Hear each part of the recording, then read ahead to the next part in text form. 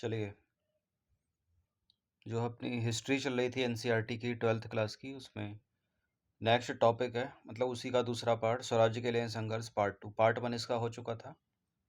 ठीक है, इसमें 23 से 24 क्वेश्चन को हमने कवर किया था। इसमें उससे भी ज़्यादा क्वेश्चन है, लगभग 39 क्वेश्चन निकलते हैं इस टॉपिक से इम्पोर्टेंट। ठीक है, तो ये टेस्ट थोड़ा बड़ा हो जाएगा, 35 से 40 मिनट का। कुछ एक्सप्लेनेशन जो एज इट इज़ होंगी, जो स्टेटमेंट में, उनको नहीं पढ़ेंगे। ठीक है, थोड़ा तीव्र गति से चलेंगे। बाकी इस टेस्ट सीरीज़ की या फुल टेस्ट सीरीज़ से जुड़ सकते हैं, ये नंबर इस पर व्हाट्सअप करके। पहला प्रश्न है, क्रिप्स मिशन के संबंध में निम्नलिखित कथनों पर विचार कीजिए। क्रिप्स मिशन 1942 में भारत आया। इस मिशन का उद्देश्य स्टैफोर्ड क्रिप्स इस मिशन के अध्यक्ष स्टैफोर्ड क्रिप्स भारतीय राष्ट्रीय आंदोलन के पहले समर्थक थे। इस मिशन का उद्देश्य भारत में पूर्ण स्वतंत्रता स्थापित करना था। कौन सा सही है इसमें? देखिए, क्रिप्स मिशन का उद्देश्य भारत में पूर्ण स्वतंत्रता स्थापित करना नहीं था, डोमिनियन स्टेटस देने की बात कर रहा था वो भारत को, यानी औपनिवेशिक स्वराज्य। ठीक है, तो यहाँ जो सही होगा केवल 1 और 2। देखिए, केवल 1 और 2 ही सत्य हैं, तीसरा असत्य है। तीसरा कथन असत्य है क्योंकि क्रिप्स ने घोषणा की कि भारत में ब्रिटिश नीति का उद्देश्य यहाँ जितनी जल्दी संभव हो स्वशासन की स्थापना करना था, अर्थात भारत को औपनिवेशिक स्वराज्य यानी डोमिनियन स्टेटस देना। ठीक है, अंततः हुआ क्या? क्रिप्स तथा कांग्रेसी नेताओं के बीच लंबी बातचीत टूट गई। ठीक है, स्टैफोर्ड क्रिप्स के नेतृत्व में 1942 में एक मिशन भेजा गया था। ठीक है, दूसरे विश्व युद्ध में भारत का सहयोग प्राप्त करने के लिए ब्रिटिश सरकार ने। यह स्टैफोर्ड क्रिप्स कैबिनेट मंत्री था। ठीक है, क्रिप्स लेबर पार्टी के उग्र सदस्य और भारतीय राष्ट्रीय आंदोलन के पक्के समर्थक थे। डोमिनियन स्टेटस, औपनिवेशिक स्वराज्य क्या होता है? मान लीजिए कोई देश है जैसे कि भारत, तो वो किसी दूसरे देश के अंडर में, यानी ब्रिटिश शासन के अंडर में रहकर वो अंततः उसकी सारी गतिविधियां तो स्वतंत्र होंगी, लेकिन जो रक्षा, विदेशी मामले, संचार, ये किसके हाथों में होगा? उस ब्रिटिश सरकार के। तो पूरी तरह से स्वतंत्रता तो है नहीं, क्योंकि सर्वोच्च चीजें तो उन्हीं के पास है। इसलिए इसका विरोध हुआ था, मतलब ये सफल नहीं हुआ था क्रिप्स मिशन भारत में। दूसरा प्रश्न है, 1935 के भारत सरकार कानून की विशेषताओं के संबंध में नीचे दिए गए कथनों पर विचार कीजिए। 1, अखिल भारतीय संघ की स्थापना करना, प्रांतीय स्वायत्तता के आधार पर नई शासन प्रणाली की व्यवस्था। 1935 के गवर्नमेंट ऑफ इंडिया एक्ट या भारत सरकार कानून में दोनों था, ये सी है इसका आंसर। 1935 के भारत सरकार कानून में एक नए अखिल भारतीय संघ की स्थापना करना तथा प्रांतों में स्वायत्तता के आधार पर एक नई शासन प्रणाली की व्यवस्था की गई।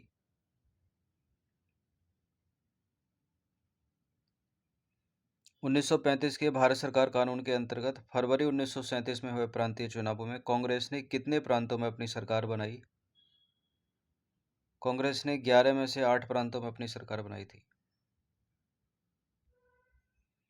1937 के चुनावों में भारतीय राष्ट्रीय कांग्रेस ने 11 में से 8 प्रांतों में सत्ता में आई। 3 अपवाद। ठीक है, 3 में नहीं बना पाई, बंगाल में, सिंध में और पंजाब में। ठीक है, कांग्रेस ने 11 में से 8 प्रांतों पर अपने मंत्रालय का गठन किया। तो पंजाब में किसकी सरकार बनी? पंजाब में मुस्लिम लीग। ठीक है, पंजाब में मुस्लिम लीग ने यूनिस्ट पार्टी के साथ गठबंधन सरकार बनाई। बंगाल में मुस्लिम लीग ने फजलुल हक के नेतृत्व में कृषक प्रजा पार्टी के साथ गठबंधन सरकार बनाई। कांग्रेस 2 साल से अधिक सत्ता में रही।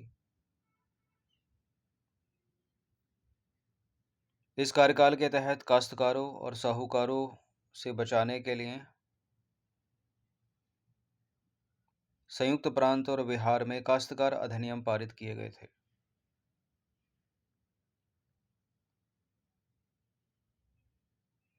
1937 के प्रांतीय चुनावों में किन प्रांतों में गैर कांग्रेसी सरकार बनी? तो ऊपर था एक्सप्लेनेशन में। गैर कांग्रेसी सरकार पंजाब में बनी, बंगाल में बनी, सिंध में बनी, तीसरा चौथा।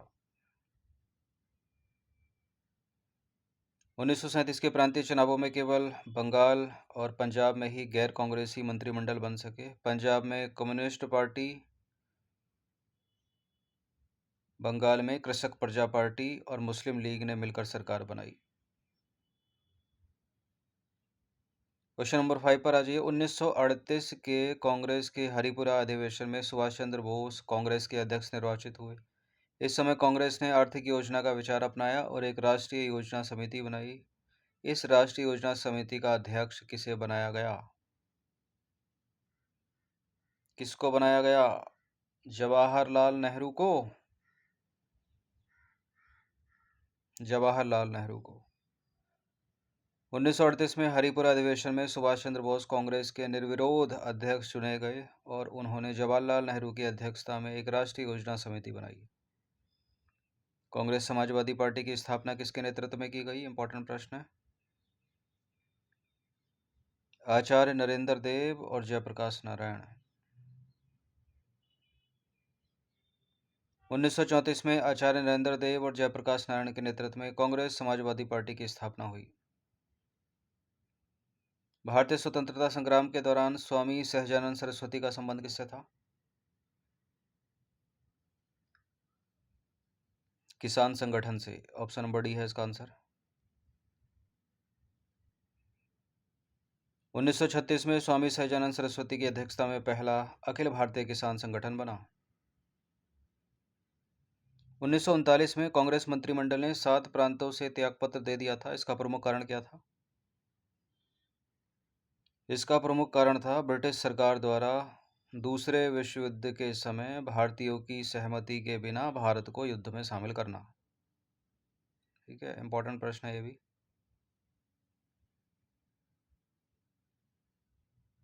पढ़ें क्या? बड़ी सी एक्सप्लेनेशन है। देखिए, भारत की ब्रिटिश सरकार ने 1939 में शुरू हुए दूसरे विश्व युद्ध में भारतीय राष्ट्रीय कांग्रेस या केंद्रीय विधानसभा के चुने हुए सदस्यों से परामर्श किए बिना ही एक पक्षीय घोषणा करके भारत को युद्ध में शामिल कर लिया। मगर कांग्रेस के नेताओं का यह सवाल था कि एक गुलाम राष्ट्र के द्वारा दूसरों के मुक्ति संघर्ष में साथ देना किस प्रकार संभव है? भारत तो एक गुलाम देश था उस समय।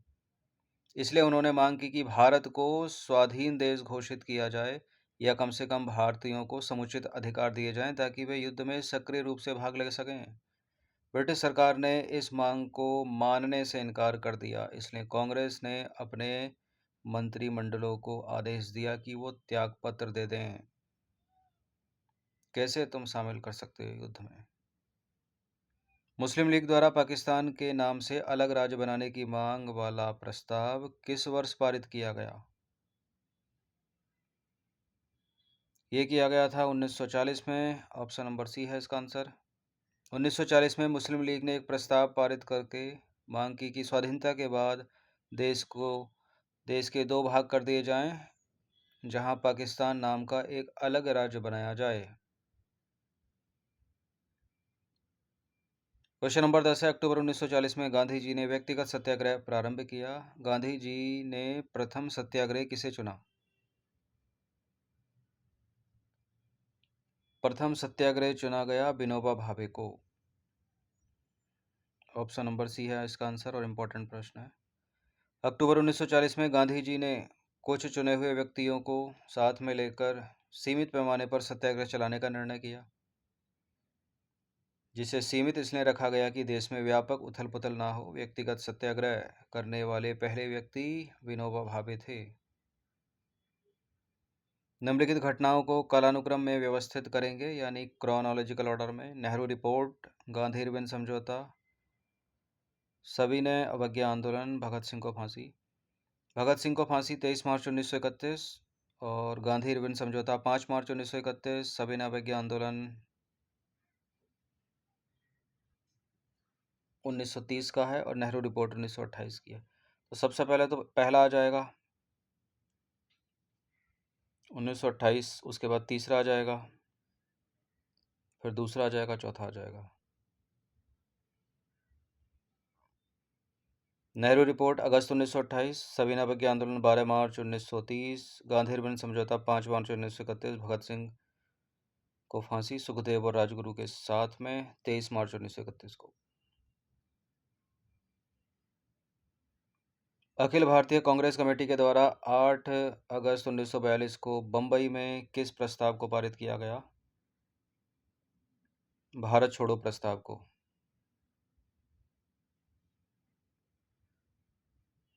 अखिल भारतीय कांग्रेस कमेटी की मीटिंग 8 अगस्त 1942 को बंबई में हुई, जिसमें भारत छोड़ो प्रस्ताव स्वीकार किया गया। इस उद्देश्य को पाने के लिए गांधी जी के नेतृत्व में एक अहिंसक जनसंघर्ष चलाने का फैसला किया गया। ठीक है, लेकिन ये हिंसक हो गया था। 13वां प्रश्न है, भारत छोड़ो आंदोलन के संबंध में नीचे दिए गए कथनों पर विचार करेंगे। 3 कथन है, कौन सा इसमें सत्य होगा? यह आंदोलन स्वतः स्फूर्त था, यह एक हिंसक आंदोलन था, उच्च वर्ग के लोग तथा नौकरशाही ने बढ़ चढ़कर इस आंदोलन में भाग लिया। ठीक है, एक अहिंसक चलाने का निर्णय लिया गया था, लेकिन यह बिल्कुल हिंसक हो गया था, स्वतः स्फूर्त था। उच्च वर्ग के लोग और नौकरशाह तो इससे दूर ही रहे। ठीक है, पहला और दूसरा सही है, क्योंकि नौकरशाह ब्रिटिश सरकार में ही थे उस समय। उच्च वर्ग के लोग, उनको फायदा था ब्रिटिश सरकार से, अपना बिजनेस चलाना था उनके अंडर में रहकर, तो दूर ही रहिए। तो चूंकि पहला सही है, दूसरा भी सही है, तीसरे को देखते हैं जो गलत था। भारत छोड़ो आंदोलन के दौरान उच्च वर्ग के लोग तथा नौकरशाह ब्रिटिश सरकार के वफादार रहे। नंबर 14 पर आ जाइए। किस आंदोलन के दौरान गांधी जी ने कहा, हम या तो भारत को स्वतंत्र कराएंगे या इस प्रयास में मारे जाएंगे, मगर हम अपनी पराधीनता को जारी रहते देखने के लिए जीवित नहीं रहेंगे? तो एक तरह से करो या मरो की बात हो रही है। भारत छोड़ो आंदोलन, डी।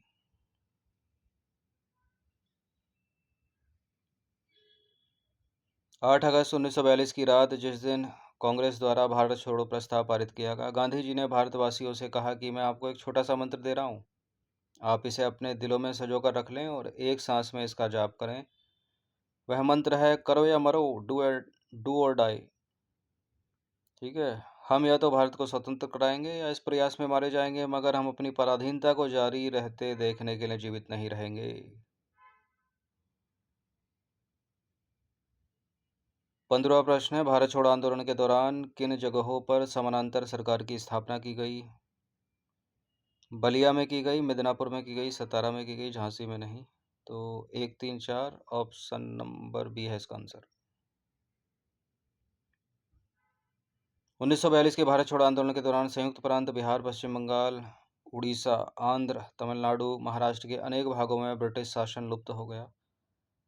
पूर्वी उत्तर प्रदेश के बलिया जिले में, बंगाल के मिदनापुर जिले में, तामलुक और बम्बई के सतारा जिले के कुछ क्षेत्रों में क्रांतिकारियों ने समानांतर सरकारें बना ली। तो झांसी नहीं है इसमें।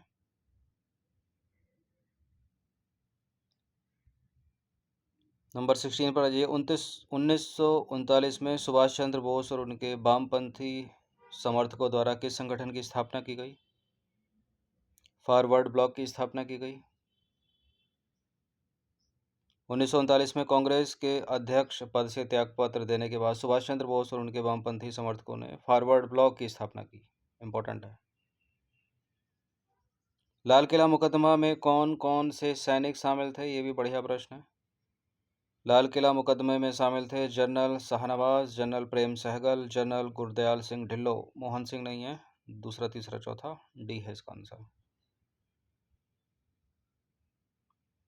देखिए, ब्रिटिश सरकार ने आज़ाद हिंद फौज के general Shahnawaz, general Gurdayal Singh Dhillon, general Prem Sahgal पर दिल्ली के लाल किले में मुकदमा चलाने का फैसला किया, जिसे इतिहास में लाल किला मुकदमा के नाम से जाना जाता है। इंपॉर्टेंट है। पूरे देश में उनकी रिहाई की मांग को लेकर विशाल जन प्रदर्शन हुए। हालांकि कोर्ट मार्शल में आज़ाद हिंद फौज के इन बंदियों को दोषी पाया गया, मगर सरकार ने उन्हें छोड़ देने में भलाई समझी। नीचे कुछ दी गई हैं ऐतिहासिक घटनाएं, क्रोनोलॉजिकल ऑर्डर में इनको रखना है, कालानुक्रम में। क्रिप्स मिशन, लाल किला मुकदमा, नौसेना विद्रोह, भारत छोड़ो आंदोलन। भारत छोड़ो आंदोलन तो 8 अगस्त 1942 का है। क्रिप्स मिशन ये मार्च 1942 का या अगस्त 1942 का? ठीक है।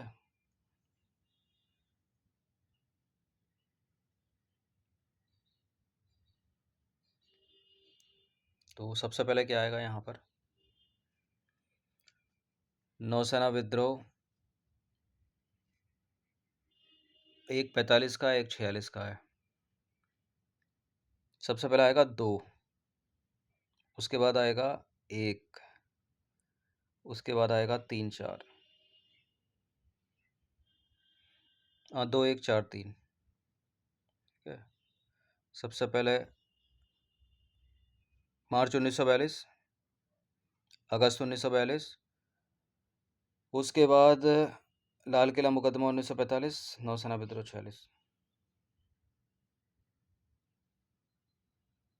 ठीक है। क्रिप्स मिशन मार्च 1942, भारत छोड़ो आंदोलन अगस्त 1942, लाल किला मुकदमा नवंबर 1945 और नौसेना विद्रोह फरवरी 1946।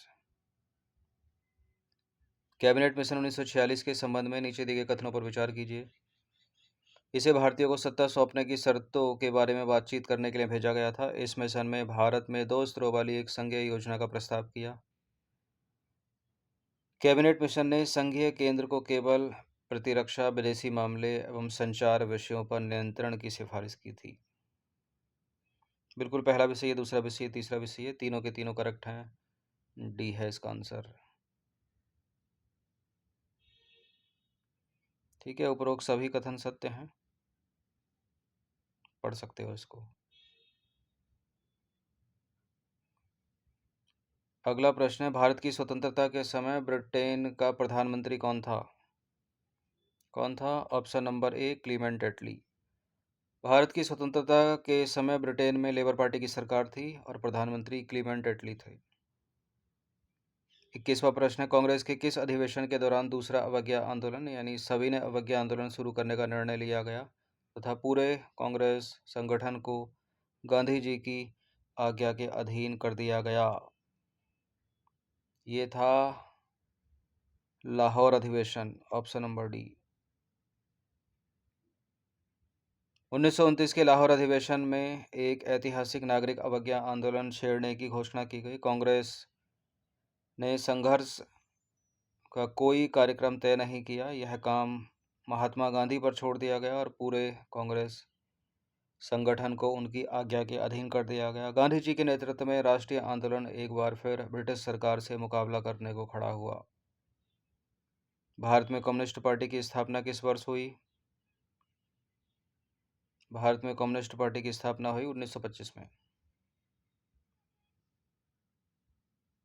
भारत में 1925 में कम्युनिस्ट पार्टी की स्थापना हुई। इसके अलावा देश के अनेक भागों में मजदूर किसान पार्टियां बनी। इन पार्टियों और समूहों ने मार्क्सवादी और कम्युनिस्ट विचारों का प्रचार किया। इन सभी टेस्ट की आप फुल टेस्ट सीरीज से जुड़ सकते हैं। नंबर इस पर व्हाट्सअप करके। Full test series PDF format में होगी। एक टेस्ट में 100 या 150 प्रश्न होंगे। इस तरह के 5000 प्रश्न होंगे जो एग्ज़ाम तक प्रोवाइड किए जाएंगे ग्रुप में। राम प्रसाद बिस्मिल और अशफाक उल्लाह खां को फांसी किस षड्यंत्र केस में दी गई थी? राम प्रसाद बिस्मिल और अशफाक उल्लाह खां को सेंट्रल लेजिस्लेटिव असेंबली में बम तो बटुकेश्वर दत्त और भगत सिंह ने फेंका था। अशफाक उल्लाह खां राम प्रसाद बिस्मिल था। ये काकोरी षड्यंत्र केस, डी है इसका आंसर। अगस्त 1925 में क्रांतिकारी उग्रपंथियों ने लखनऊ के पास काकोरी गांव में चलती ट्रेन से सरकारी खजाने को लूट लिया। काकोरी षड्यंत्र केस में 17 लोगों को लंबी लंबी जेल की सजाएं हुई। 4 को आजीवन कारावास का दंड मिला। राम प्रसाद बिस्मिल और अशफाक उल्लाह खां समेत 4 लोगों को फांसी दे दी गई। नीचे दी गई घटनाओं को उनके कालानुक्रम में व्यवस्थित करेंगे। काकोरी षड्यंत्र केस 1925, बारदोली सत्याग्रह 1928, चटगांव शस्त्रागार सरकारी शस्त्रागार लूट और नौजवान भारत सभा की स्थापना। काकोरी 1925, बारदोली 1928। ठीक है। और चटगांव सरकारी शस्त्रागार लूट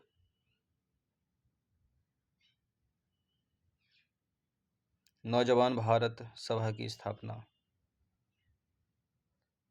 क्या आएगा सबसे पहले इसमें?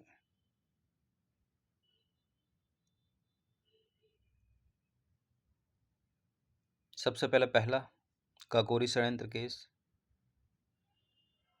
उसके बाद नौजवान भारत सभा की स्थापना, ठीक है, चौथा। उसके बाद 1928 बारदौरी सत्याग्रह और चटगांव शस्त्रागार लूट, तीसरा। ये है इसका आंसर, 1 4 2 3। ठीक है, 9 अगस्त 1925 को काकोरी षड्यंत्र, और 1926 में भगत सिंह ने पंजाब में नौजवान भारत सभा की स्थापना में भाग लिया और इसके प्रथम सचिव बने।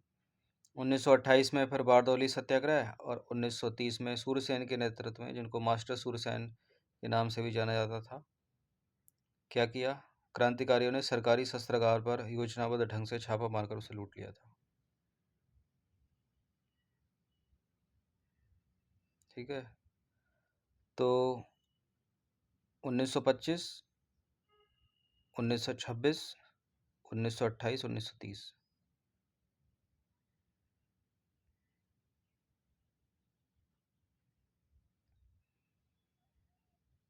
25वां प्रश्न है, निम्नलिखित कथनों पर विचार करेंगे। दो कथन है यहाँ पर। साइमन कमीशन के विरोध में लाला लाजपत राय की मृत्यु हो गई थी। 1929 को भगत सिंह और राजगुरु ने केंद्रीय विधानसभा या सेंट्रल लेजिस्लेटिव असेंबली में बम फेंका।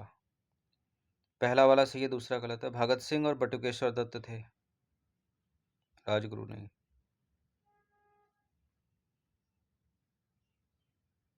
तो पहला तो सही है, दूसरा वाला गलत है, क्योंकि हिंदुस्तान समाजवादी प्रजातंत्र संघ के कार्यकर्ता भगत सिंह और बटुकेश्वर दत्त ने केंद्रीय विधानसभा में बम फेंका और बम से किसी को नुकसान नहीं हुआ था।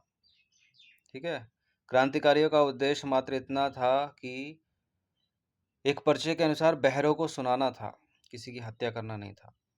तभी खाली जगह में फेंका था, मूवी में अगर आपने देखा हो तो। 26वां प्रश्न है, 1929 के मेरठ षड्यंत्र केस के संबंध में नीचे दिए गए कथनों पर विचार कीजिए। 3 कथन है, कौन सा इसमें सही होगा? इस केस का संबंध भारतीय मजदूर एवं कम्युनिस्ट नेताओं से है। इस केस के तहत बंगाल के क्रांतिकारी सूर्यसेन को फांसी दे दी गई और इस केस के दौरान गांधी जी ने ब्रिटिश सरकार की आलोचना करते हुए अनशन किया। मेरठ षड्यंत्र केस में गांधी जी ने कोई अनशन नहीं किया था, ना ब्रिटिश सरकार की आलोचना की थी, ये बात तो गलत है। और क्रांतिकारी सूर्यसेन को फांसी मेरठ षड्यंत्र केस के तहत नहीं, चटगांव, अगर आपको याद आ रहा हो, उसमें दी गई थी। पहला वाला ही करेक्ट है केवल यहाँ पर, चटगांव शस्त्रागार लूट में दी गई थी। तो पहला वाला सत्य है। ठीक है, गलत है दूसरा और तीसरा। मार्च 1929 में 31 प्रमुख मजदूर और कम्युनिस्ट नेताओं को गिरफ्तार कर लिया गया। इसमें 3 अंग्रेज भी शामिल थे। फिर इन पर 4 वर्षों तक मुकदमा चलाया गया, जिसे मेरठ षड्यंत्र का मुकदमा कहा जाता है। सूरसेन, जिन्हें मास्टरदा के नाम से जाना जाता है, चटगांव शस्त्रागार छापे में शामिल होने के कारण फांसी की सजा सुनाई गई थी। तो दूसरा वाला गलत है। तीसरा वाला भी गलत है, क्योंकि मेरठ षड्यंत्र केस के दौरान गांधी जी ने ब्रिटिश सरकार की आलोचना करते हुए अनशन नहीं किया था। 1927 में साइमन कमीशन के गठन का मुख्य उद्देश्य क्या था? संवैधानिक सुधार के प्रश्न पर विचार करना, बी है इसका आंसर। देखिए, नवंबर 1927 में ब्रिटिश सरकार ने इंडियन स्टैट्यूटरी कमीशन का गठन किया, जिसे आमतौर पर इसके अध्यक्ष साइमन के नाम पर साइमन कमीशन कहा जाता है। इसका उद्देश्य 1919 के आगे संवैधानिक सुधार के प्रश्न पर विचार करना था। तो इसका विरोध किया गया क्योंकि इसमें कोई भी भारतीय सदस्य नहीं था, सभी अंग्रेज थे। अब अगला प्रश्न साइमन कमीशन के बारे में ही है। साइमन कमीशन के संबंध में निम्न कथनों पर विचार कीजिए। इस कमीशन के सभी सदस्य अंग्रेज थे। कांग्रेस ने इस कमीशन का बहिष्कार किया। साइमन कमीशन के सहयोग के लिए बनाई गई कमेटी में डॉक्टर भीमराव अंबेडकर एक सदस्य के रूप में शामिल थे।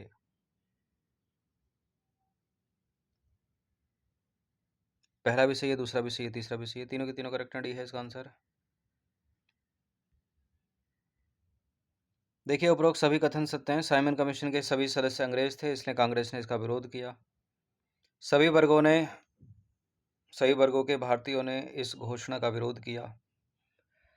भारतीयों को सबसे अधिक इस बात का क्रोध था कि कमीशन में एक भी भारतीय को नहीं रखा गया था और इसके पीछे धारणा यह रही थी कि स्वशासन के लिए भारतीयों की योग्यता अयोग्यता का फैसला विदेशी करेंगे।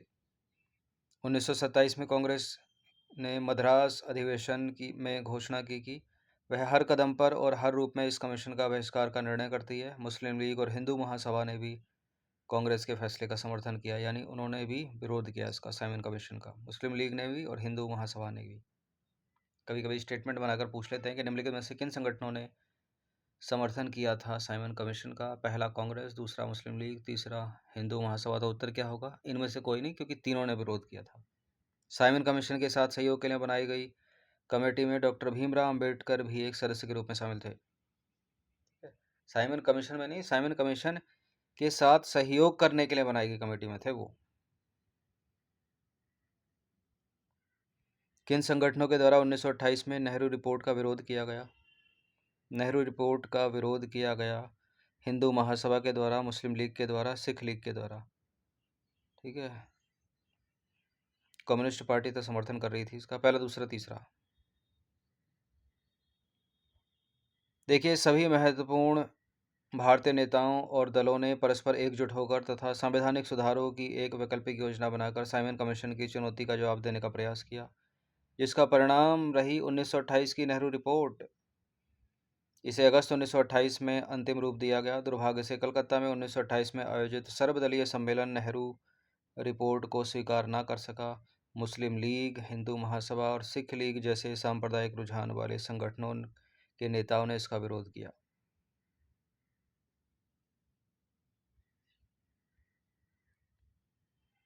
9 प्रश्न और रह गए हैं। 1929 के कांग्रेस के लाहौर अधिवेशन के संबंध में नीचे दिए गए कथनों पर विचार करेंगे। इस अधिवेशन की अध्यक्षता मोतीलाल नेहरू ने की थी। बहुत पूछा गया इससे प्रश्न, गलत। जवाहरलाल नेहरू ने की थी। पूर्ण स्वराज्य का उद्देश्य घोषित किया गया था इसमें, और लाहौर अधिवेशन के दौरान 26 जनवरी 1930 को पहला स्वाधीनता दिवस घोषित किया गया कि इस दिन मनाया जाएगा। दूसरा, तीसरा सही है। लाहौर अधिवेशन पे तो बहुत प्रश्न, कई बार कई एग्जाम्स में प्रश्न बने। 1929 के ऐतिहासिक लाहौर अधिवेशन में जवाहरलाल नेहरू ने अध्यक्षता की थी। पूर्ण स्वराज्य का प्रस्ताव इसमें पारित किया गया था, और इस अधिवेशन के दौरान 26 जनवरी 1930 को पहला स्वाधीनता दिवस घोषित किया गया। उसके बाद यह दिवस हर साल मनाया जाने लगा, जब लोग यह शपथ लेते थे कि ब्रिटिश सरकार की अधीनता अब और आगे स्वीकार करना मानवता और ईश्वर के प्रति अपराध होगा। कम्युनिस्ट इंटरनेशनल के नेतृत्व वर्ग में चुने जाने वाले पहले भारतीय कौन थे? मानवेंद्र नाथ राय। मानवेंद्र नाथ राय कम्युनिस्ट इंटरनेशनल के नेतृत्व में चुने जाने वाले पहले भारतीय थे। भारतीय इतिहास में 12 मार्च 1930 की तिथि जानी जाती है। भगत सिंह, सुखदेव, राजगुरु को फांसी तो 23 मार्च 1931 को हुई थी। 12 मार्च 1930 बोल रहा है। 12 मार्च 1930 है। महात्मा गांधी द्वारा दांडी मार्च शुरू करने हेतु, देखिए, दूसरा नागरिक अवज्ञा अर्थात सविनय अवज्ञा आंदोलन 12 मार्च 1930 को गांधी जी के प्रसिद्ध दांडी मार्च के साथ आरंभ हुआ। तो डी करेक्ट हो जाएगा। 33वां प्रश्न है, नीचे दिए गए कथनों पर विचार करेंगे। 2 कथन है यहाँ पर। गांधी जी ने दांडी मार्च की शुरुआत बर्धा आश्रम से की, साबरमती आश्रम से की थी, गलत है। 6 अप्रैल 1930 को गांधी जी गुजरात के तट पर पहुंचकर नमक कानून का उल्लंघन किया। गांधी जी ने गुजरात के तट पर पहुंचकर नमक कानून का उल्लंघन किया। बिल्कुल किया, दूसरा वाला सही है। अच्छा, गलत अपने को ढूंढना, तो पहला गलत है यहाँ पर। ठीक है, ए है इसका आंसर। तो पहला कथन गलत है, दूसरा वाला सत्य है। 12 मार्च 1930 को गांधी जी ने अपने 78 चुने हुए अनुयायियों के साथ साबरमती आश्रम से अपना ऐतिहासिक दांडी मार्च प्रारंभ किया था, ना कि बर्धा आश्रम से। दूसरा सत्य है, गांधी जी 5 अप्रैल 1930 को लगभग 375 किलोमीटर लंबी पदयात्रा के बाद गुजरात के समुद्र तट पर स्थित दांडी गांव पहुंचे। गांधी जी ने 6 अप्रैल को समुद्र तट से मुट्ठी भर नमक उठाया और नमक कानून को तोड़ा। इसके बाद आंदोलन तेजी से फैला और पूरे देश में नमक कानून तोड़े गए। सविनय अवज्ञा आंदोलन के दौरान किन स्थानों पर लोगों ने जंगल कानून को तोड़कर अपना विरोध प्रदर्शन किया? महाराष्ट्र में किया, असम में किया, मध्य भारत में किया, कर्नाटक में नहीं, क्योंकि कर्नाटक साउथ में। क्या गलती हो गई क्या?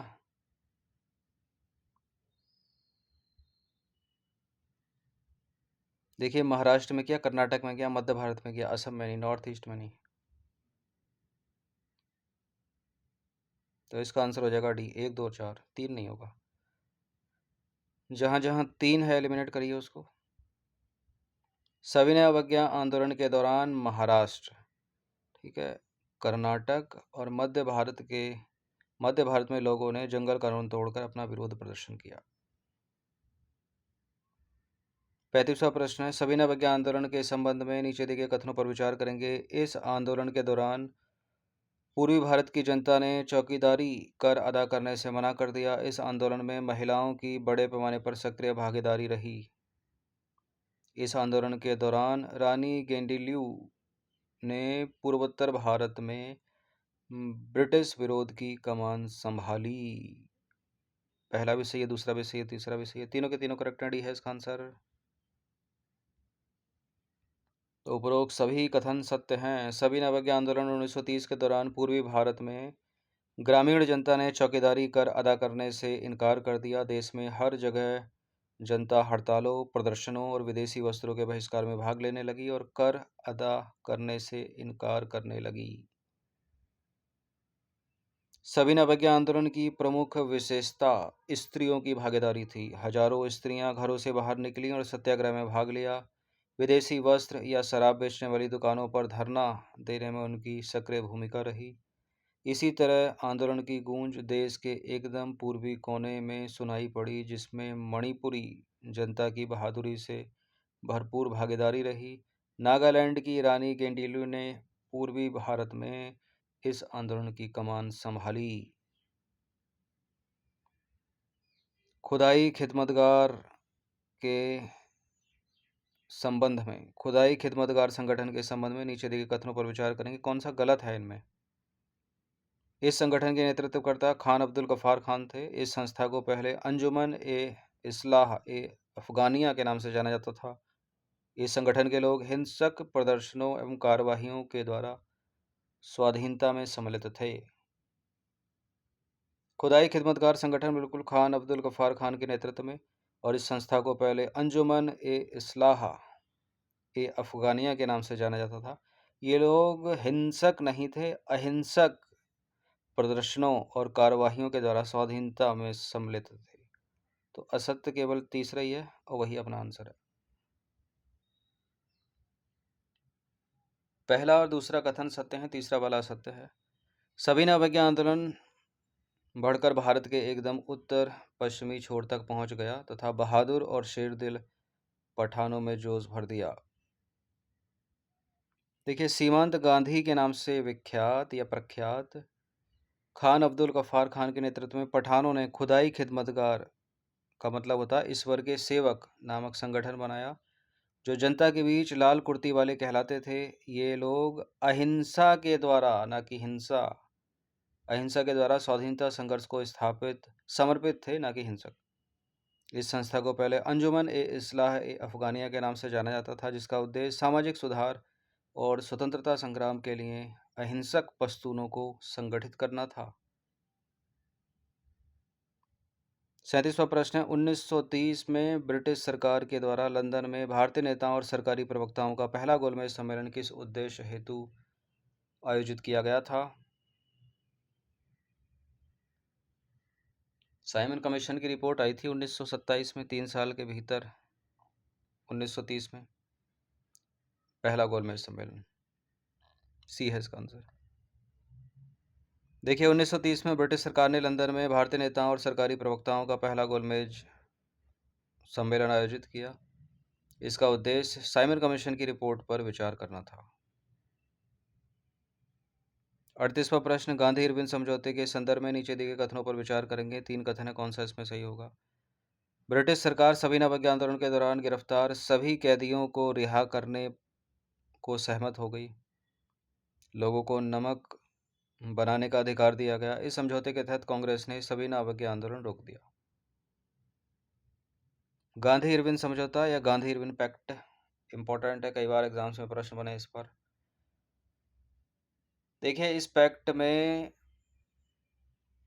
निर्णय लिया गया कि ब्रिटिश सरकार केवल उन्हीं कैदियों को छोड़ेगी जो अहिंसक रहे, ठीक है, यानी जो हिंसक गतिविधियों में लिप्त नहीं थे। जो हिंसक थे उनको नहीं छोड़ेगी, तो पहला वाला गलत है। दूसरा सही है, तीसरा सही है, तो 2 और 3 है इसका आंसर।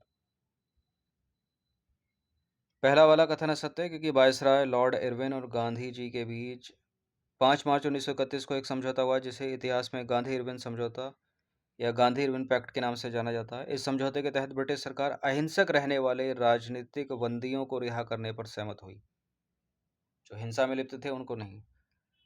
दूसरा और तीसरा सत्य है। इस समझौते के तहत उपयोग के लिए नमक बनाने का अधिकार तथा विदेशी वस्त्रों और शराब की दुकानों पर धरना देने का अधिकार भी मान लिया गया। इस समझौते के तहत कांग्रेस ने सविनय अवज्ञा आंदोलन रोक दिया।